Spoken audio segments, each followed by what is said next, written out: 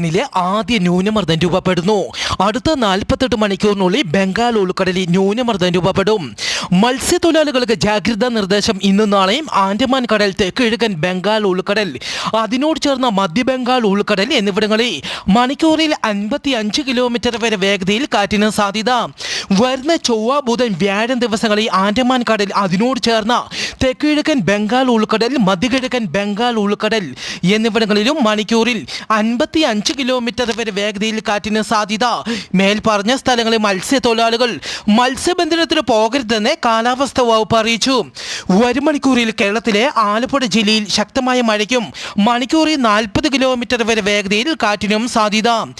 ഒഡീഷയിലെ ഭുവനേശ്വരിൽ 60-ലധികം ബംഗ്ലാദേശി പൗരന്മാരുമായി പോയ tourist bus മറിഞ്ഞ് ഒരാൾ മരിച്ചു, 14 പേർക്ക് പരിക്കേറ്റു.